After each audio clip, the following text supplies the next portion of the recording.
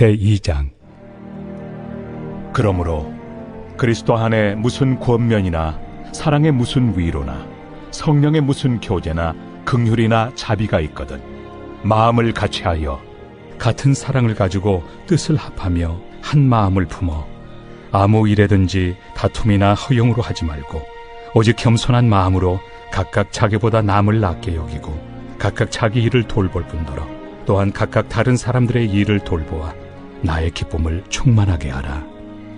너희 안에 이 마음을 품으라. 곧 그리스도 예수의 마음이니 그는 근본 하나님의 본체시나 하나님과 동등됨을 취할 것으로 여기지 아니하시고 오히려 자기를 비워 종의 형체를 가지사 사람들과 같이 되셨고 사람의 모양으로 나타나사 자기를 낮추시고 죽기까지 복종하셨으니 곧 십자가에 죽으심이라. 이러므로 하나님이 그를 지극히 높여 모든 이름 위에 뛰어난 이름을 주사 하늘에 있는 자들과 땅에 있는 자들과 땅 아래에 있는 자들로 모든 무릎을 예수의 이름에 꿇게 하시고 모든 입으로 예수 그리스도를 주라 시인하여 하나님 아버지께 영광을 돌리게 하셨느니라. 그러므로 나의 사랑하는 자들아, 너희가 나 있을 때뿐 아니라 더욱 지금 나 없을 때에도 항상 복종하여 두렵고 떨림으로 너희 구원을 이루라. 너희 안에서 행하시는 이는 하나님이시니 자기의 기쁘신 뜻을 위하여 너희에게 소원을 두고 행하게 하시나니 모든 일을 원망과 시비가 없이 하라. 이는 너희가 흠이 없고 순전하여 어그러지고 거스르는 세대 가운데서 하나님의 흠없는 자녀로 세상에서 그들 가운데 빛들로 나타내며 생명의 말씀을 밝혀 나의 다름질이 헛되지 아니하고 수고도 헛되지 아니하므로 그리스도의 날에 내가 자랑할 것이 있게 하려 함이라. 만일 너희 믿음의 재물과 섬김 위에 내가 나를 전제로 드릴지라도 나는 기뻐하고 너희 무리와 함께 기뻐하리니 이와 같이 너희도 기뻐하고 나와 함께 기뻐하라. 내가 디모데를 속히 너희에게 보내기를 주 안에서 바람은 너희의 사정을 알므로 안위를 받으려 함이니 이는 뜻을 같이하여 너희 사정을 진실히 생각할 자가 이 밖에 내게 없습니다. 그들이 다 자기 일을 구하고 그리스도 예수의 일을 구하지 아니하되 디모데의 연단을 너희가 안하니 자식이 아버지에게 함같이 나와 함께 복음을 위하여 수고하였느니라.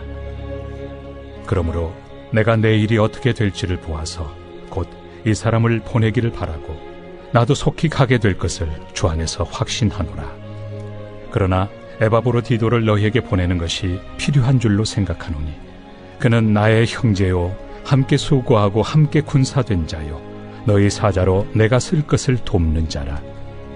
그가 너희 무리를 간절히 사모하고 자기가 병든 것을 너희가 들은 줄을 알고 심히 근심한지라. 그가 병들어 죽게 되었으나 하나님이 그를 긍휼히 여기셨고 그뿐 아니라 또 나를 긍휼히 여기사 내 근심 위에 근심을 면하게 하셨느니라. 그러므로 내가 더욱 급히 그를 보낸 것은 너희로 그를 다시 보고 기뻐하게 하며 내 근심도 덜려 함이니라. 이러므로 너희가 주 안에서 모든 기쁨으로 그를 영접하고 또 이와 같은 자들을 존귀히 여기라. 그가 그리스도의 일을 위하여 죽기에 이르러도 자기 목숨을 돌보지 아니한 것은 나를 섬기는 너희의 일에 부족함을 채우려 함이니라.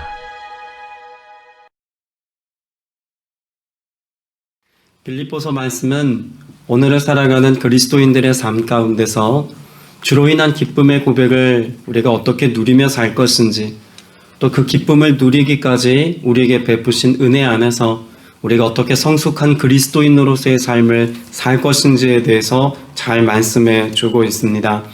그래서 빌립보서 말씀을 통해서 우리가 그리스도의 겸손을 배우고 또 주님께서 우리에게 말씀하신 주의 길을 따라가고 또 주님을 본받는 자녀로서의 삶을 살아갈 길을 제시받아서 오늘도 주님께서 여러분을 통해서 기대하시고 바라시는 의의 열매를 풍성히 맺기까지 그 은혜 안에 거할 수 있는 여러분 되시길 축복합니다. 오늘 빌립보서 2장의 말씀은 그런 사도 바울이 우리에게 전하고자 했던 복음의 메시지, 또 구원받은 하나님의 자녀의 합당한 삶의 모습이 무엇인지를 우리에게 잘 가르쳐주고 있습니다.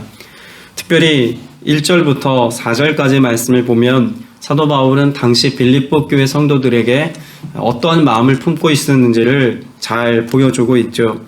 빌립보 교회 성도들을 향한 사도 바울의 마음은 기쁘면서 동시에 안타까운 마음을 함께 가지고 있다는 것을 이 말씀을 통해서 엿볼 수 있습니다. 3절 말씀을 특별히 보시면 무슨 일을 하든지 경쟁심이나 허영으로 하지 말고 겸손한 마음으로 하고 자기보다 서로 남을 낮게 여기십시오. 또한 여러분은 자기 일만 돌보지 말고 서로 다른 사람들의 일도 돌보아 주십시오라고 말합니다. 여러분, 여기 기록되어져 있는 3절과 4절 말씀을 통하여서 당시 빌립보 교회 성도들의 삶의 모습이 어떠하다는 것을 짐작해 볼 수 있을까요? 한마디로 요약하면 미성숙하다라고 하는 것을 사도 바울이 지적하고 있는 것입니다. 실제로 빌립보 교회는 세워진 지 얼마 되지 않았습니다. 그리고 영적인 지도자들이 건강한 리더십을 발휘하기에는 아직 턱없이 부족한 상황이었습니다. 사도 바울이 세운 교회였지만 사도 바울도 떠나 있었고 지금 편지를 쓰고 있는 이 시점에도 사도 바울은 감옥에 있는 상황입니다. 그래서 우리가 에베소서 말씀을 볼 때와 마찬가지로 옥중서신이라고 하죠. 감옥에서 사도 바울이 이 편지를 쓰고 있다는 것을 염두에 두고 오늘 본문의 말씀을 보아야 합니다. 그래서 이와 같이 성숙함에 온전히 이루지 못한 빌립보 교회 성도들에게 사도 바울이 믿음의 본으로 세우고 싶은 사람들이 있었습니다. 2장 후반부에 나오는 19절 이하에 등장하고 있는 디모데 그리고 에바브라디도 같은 사람들이 그러한 성숙함에 이른 사람이다라고 말할 수 있겠죠. 자, 사도 바울이 디모데와 에바브라디도를 칭찬하는 모습을 통해서 우리는 성숙한 그리스도인의 모습을 조금 엿볼 수 있습니다. 20절 말씀에 보면 디모데를 칭찬하고 디모데를 당시 빌립보 교회 성도들에게 보내면서 이런 고백을 하죠. 20절 21절에 보면 디모데와 같은 마음으로 진심으로 여러분의 형편을 염려하여 줄 사람이 아무도 없습니다. 모두 자기 일에만 관심이 있고 그리스도 예수의 일에는 관심이 없습니다. 자, 디모데의 관심이 어디에 있다고 말하고 있습니까? 교우들의 형편을 살피는 데 관심이 있습니다. 단지 교우들의 형편을 살폈다라고 하는 것만이 아니라 그런 형편을 살피는 일을 하는 것이 무엇이라고 여겼습니까? 그리스도 예수의 일이라고 사도 바울은 말하고 있습니다. 성숙한 사람, 그 성장한 사람의 삶의 특징을 뭐라고 말하고 있습니까? 나 자신의 일에만 집중하고 돌아보는 삶이 아니라 타인을 돌아볼 줄 아는, 그래서 예수 그리스도의 마음을 이 땅 가운데 실현하며 살아가는 마음을 가진 것이 성숙한 그리스도인의 마음이다라고 하는 것을 말씀해 주고 있죠. 그래서 19절, 20절, 21절에 기록되어져 있는 디모데의 모습이 앞서 3절에 특별히 4절에 기록되어져 있는 3절, 4절에 기록되어 있는 모습과 매우 상반되다라고 하는 것을 알 수가 있습니다. 그래서 특별히 4절에도 보면 자기 일만 돌보지 말고라고 하는 말만 보아도 당시 빌립보 교회 성도들과 디모데의 모습을 비교해서 여러분이 디모데와 같은 그런 성숙한 그리스도인이 되어야 합니다 라는 메시지를 전하고 있다는 것을 알 수가 있죠. 오늘 말씀을 통해서 여러분의 영적인 관심도 진단해 보아야 하지 않겠습니까?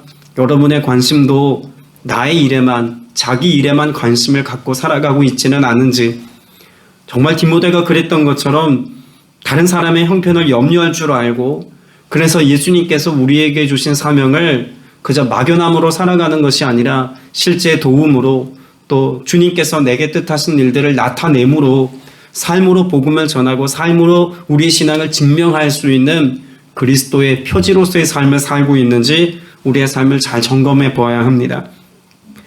디모데에 관하여서 22절 말씀에 보면 또 한 가지 중요한 사실을 주목하고 있지 않습니까?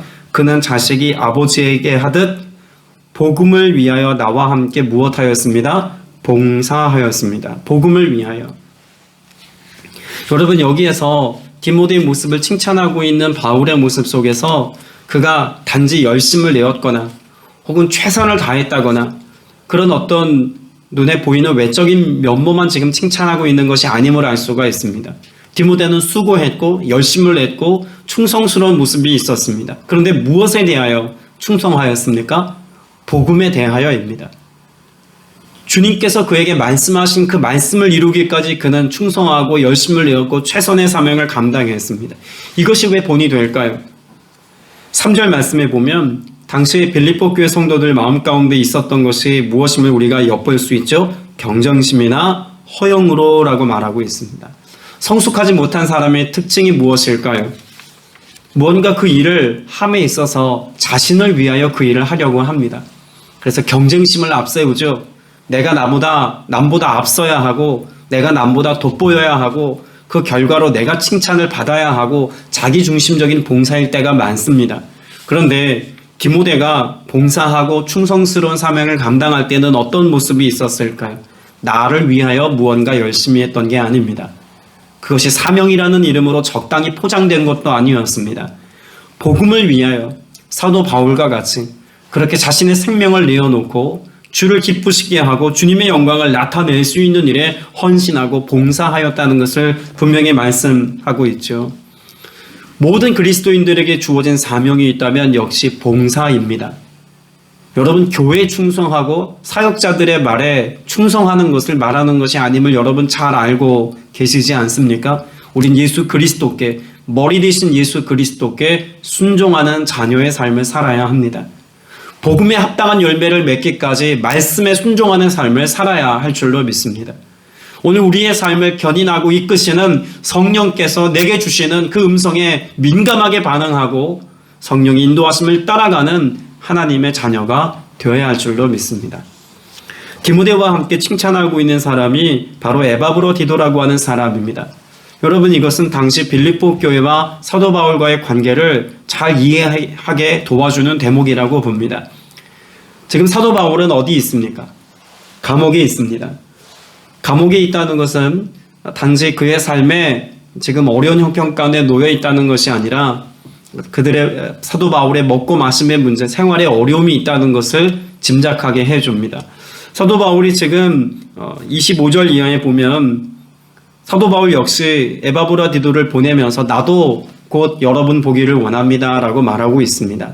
여러 가지 정황으로 볼 때 사도 바울은 아마 빌립보 교회 성도들을 만날 수 있는 그나마 근거리에 있는 어떤 지역에 있는 감옥에 있을 것이라고 예측합니다. 에베소 지역에 있는 감옥이었을 거라고 보통 이해를 하죠.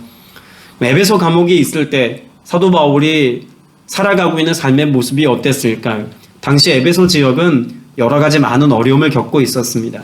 때문에 감옥에 있는 죄수들에게까지 충분하게 음식이 전달되거나 공급되지 못하는 일들이 비일비재했습니다.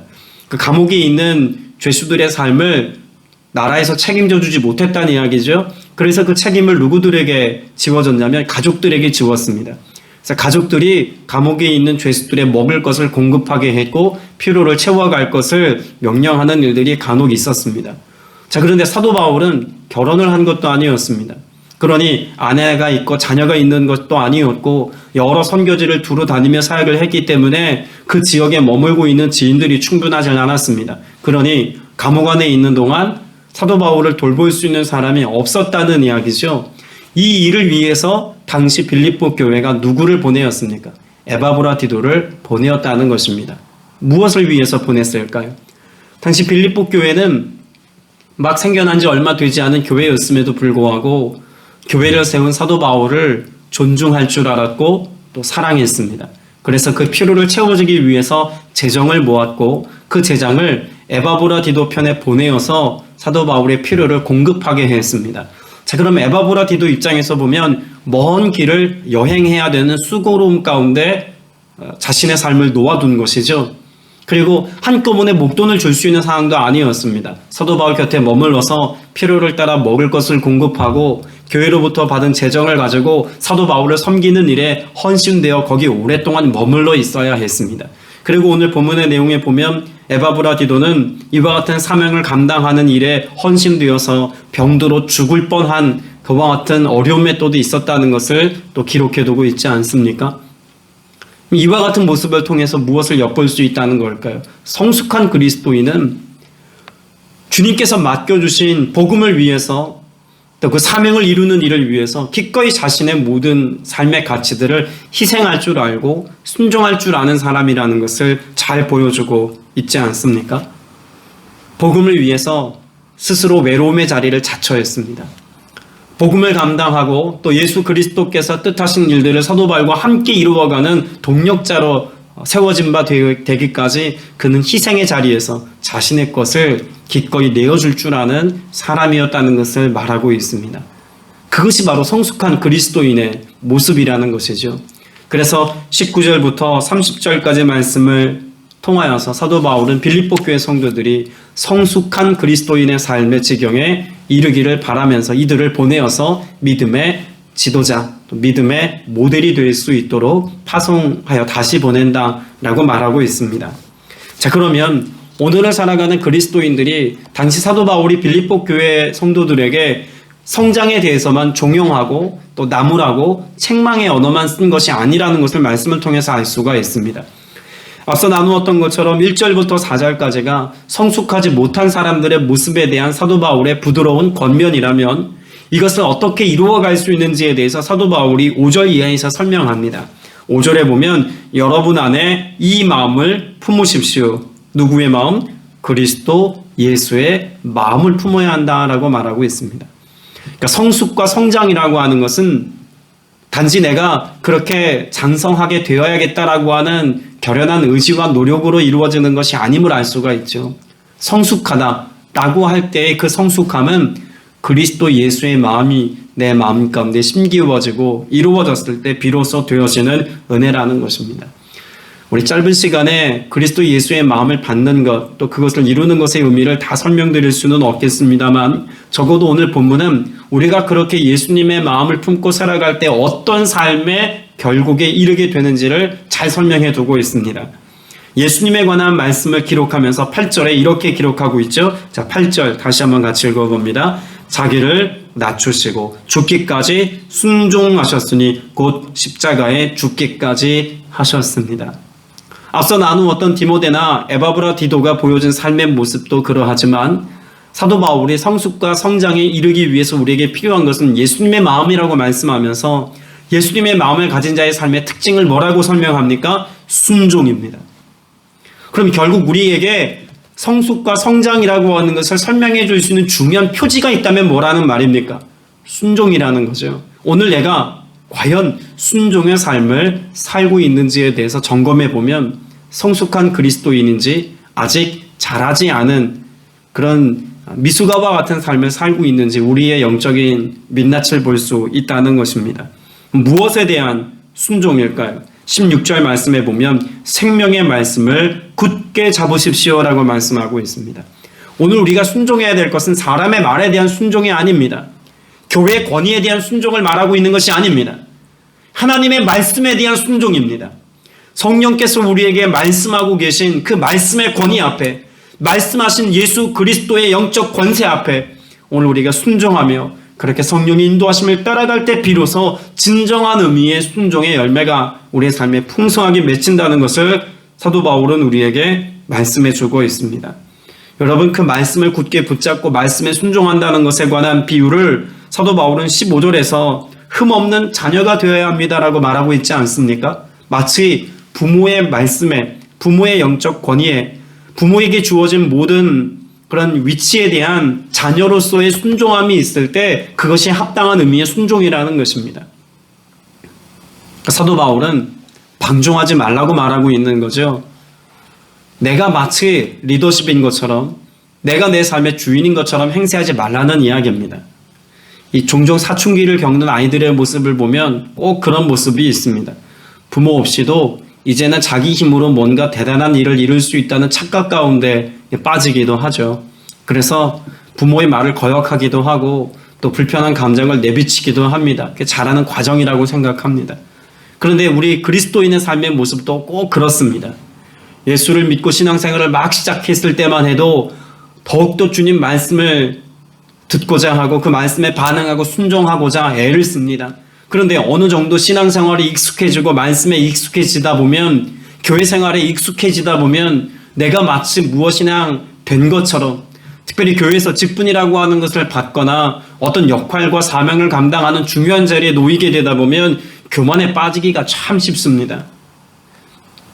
주님께서 내 삶의 주권자 되시고 주님의 말씀에 반응하여서 주님의 뜻을 이루는 것이 사명임에도 불구하고 우리는 자신의 뜻을 복음이라는 그런 말씀을 하나의 포장지처럼 여겨서 자신이 원하는 것을 이루기 위한 정당화하기 위한 수단으로 여기면서 그 일들을 마치 주님의 일인 것처럼 그렇게 감당하려고 하는 일들이 종종 있습니다.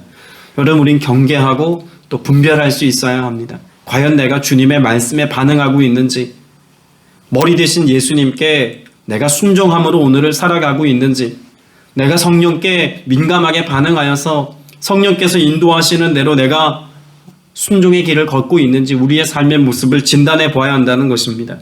그렇게 우리가 성숙한 그리스도인으로 우리가 순종의 삶을 살아갈 때 비로소 어떤 은혜가 있다고 말씀하고 있습니까? 11절 말씀에 보면 모두가 예수 그리스도는 주님이시라 고백하여 하나님 아버지께 영광을 돌리게 하셨다라고 고백하지 않습니까?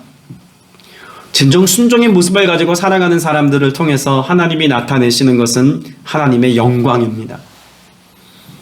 우리의 창조 목적이 무엇입니까? 하나님의 영광을 나타내는 것입니다 라고 우리는 어렵지 않게 고백합니다. 근데 하나님의 영광을 나타내자면 우리의 삶 가운데 반드시 어떤 태도가 있어야 된다고 성경은 말씀하나요? 순종입니다. 여러분, 복음은요, 우리가 믿음으로 산다는 것은요, 예수 그리스도를 내 주로 고백하고 시인하는 것, 여러분 여기에 머물러 있는 것을 복음에 합당한 삶이라고 말하지 않습니다. 예수 그리스도를 내 주로 고백하고 시인하고 믿음으로 살아간다는 것은 그 말씀을 내 삶 속에서 지키며 순종하며 살아가는 것을 의미합니다. 그러니까 순종함의 모습은 없으면서 마음 가운데 내가 믿음의 고백을 가진 것, 여러분 이것은 반쪽짜리 아닙니까? 태어나기는 했는데 그 태어난 자녀가 부모와 함께 살면서 매일같이 부모의 말에 거역하고 부모의 뜻을 거스르고 부모에게 그런 상처만 주는 일을 하고 있다고 생각해 보십시오. 성숙했다고 말할 수 있을까요? 잘 자랐다고 말할 수 있습니까? 잘 자랐다고 말하지 못하겠죠. 복음으로 인하여 우리는 새롭게 피어난 창조물입니다. 새로운 피조물이라고 성경은 말씀하고 있지 않습니까? 성령께서 우리의 마음을 전혀 새롭게 하셨다고도 말씀하고 있습니다. 새로워졌습니다. 새롭게 태어난 중생한 거듭난 하나님의 자녀가 되었다면 우리의 삶의 모습이 어떠해야 합니까? 복음에 합당한 삶으로 성장하고 자라가야 합니다. 예수 안에서 새 생명을 가지고 태어났는데 여전히 세상에 대하여 더욱더 기뻐하고 즐거워하고 세속적인 즐거움을 여전히 내 기쁨의 이유로 삼고 살아간다면 여러분, 새롭게 태어나기는 했지만 복음에 합당한 삶을 살아가는 성숙함에 이르렀다고 말하기는 어렵다는 이야기죠. 여러분, 하나님의 말씀을 즐거이 가까이 하는 은혜가 있게 되시길 축복합니다. 그래서 그 말씀 속에서 나를 통해 이루기를 기뻐하시는 주님의 말씀에 합당한 삶을 온전히 살아갈 수 있는 저와 여러분 되시길 축복합니다. 요즘 큰아이와 함께 대화를 나누고 함께 길을 걷는 것이 참 즐겁습니다. 큰아이가 이제는 보조를 맞추면서 걸을 수 있거든요. 보폭이 저만큼 넓어졌습니다. 그만큼 아이가 많이 자랐다는 이야기죠. 성인 수준에 달할 만큼 이제는 저보다 키도 조금 크다고 느껴질 만큼 많이 자랐습니다. 보폭을 걸으면서 함께 걸으면서 할 수 있는 일들이 참 많습니다. 시선을 같이 맞출 수 있습니다. 대화의 주제가 폭넓어졌습니다. 많은 이야기들을 나누어도 그 말의 내용이 그렇게 어리기만 하다라고 느껴지지 않습니다. 대화가 즐겁습니다. 함께 눈을 마주치고 함께 길을 걷는 것이 얼마나 행복한지 모릅니다. 오랜 시간 함께 있어도 그 딸아이가 이렇게 함께 시선을 맞추고 함께 대화 나누면서 시간을 보내는 것이 참 즐거운 일입니다. 성숙이라는 것은요, 뭔가 대단한 업적을 이루어야 그것이 성숙이 아닙니다. 우린 신앙 안에서의 성장과 성숙을 이야기할 때 뭔가 주님 앞에서 대단한 충성, 대단한 봉사, 신앙의 업적, 신앙의 과업을 이루어야 하나님 앞에 합당한 믿음의 삶을 살아가는 성숙한 그리스도인이라고 생각하기 쉽습니다. 여러분, 성숙은요, 주님과 함께 걷는 겁니다. 그분이 내 삶의 주권자이심을 내가 인정하고 믿음으로 주의 손잡고 그저 믿음의 길을 걸어가는 것 자체가 성숙이고 성장입니다. 그렇게 주와 함께 우리가 믿음의 길을 걸을 때, 주님과 보조를 맞추어서 함께 믿음의 길을 걸을 때 주님의 말씀에 민감할 수 있고 주님의 뜻에 반응할 수 있고 주님께서 가시는 길을 갈 수 있고 또 그렇게 주님과 함께 길을 걸어가다가 어려움을 만날 때 나보다 앞서 행하시는 주님의 권능을 보고 그것을 찬양하며 그 주님을 높이고 그 주님의 영광을 드러내는 삶을 내가 살 수 있다면 여러분, 이것이 성숙인 것이지, 주님보다 앞서 내가 뭔가 대단한 일을 이룰 수 있다고 여기는 것은 도리어 성숙하지 못한 자의 모습인 것을 사도 바울은 빌립보 교회 성도들에게 가르쳐주고 또 권면하고 있는 것입니다. 오늘 우리도 믿음 안에서 그런 시행착오를 많이 여러분 겪었다고 생각됩니다. 목회자로 생각하면서 요즘 더욱더 주님 앞에 회개하고 또 주님의 은혜를 갈망하고 소망하는 마음을 품는 것은 주님 사역이라는 이름으로 뭔가 대단한 것을, 많은 것을 이루려고 했던 그런 영적인 오류를 범하였습니다. 내가 주님 앞에 더 오래 머물러 있기를 원합니다. 주님과 더 깊이 교제하기를 원합니다. 주님과 더 시선을 맞추기를 원합니다. 그래서 주님께서 기뻐하시는 바로 그 일들을 분별함으로 단 한순간의 삶이라 할지라도 주님이 원하시는 그러한 삶을 내가 살아내어서 주님이 창조하신 목적에, 나를 보내신 주님의 목적에 합당한 삶을 오늘 또 살아가기를 소망합니다. 요즘 제 기도 제목입니다. 여러분의 삶의 성숙함과 성장함에 이르기까지 여러분도 그 어떤 일들을 이루는 것보다 주님의 마음을 구하셔서 그리스도의 마음 가지고 주님의 뜻을 이루어서 내 자랑거리를, 내 영적인 업적을 쌓아가는 삶이 아니라 주님을 기쁘시게 하는 삶이요, 또 내 이웃을 내 몸과 같이 사랑함으로 그리스도의 사랑을 실천하여서 삶으로 복음을 증언할 수 있는 저와 여러분 다 되시기를 주님의 이름으로 축복합니다.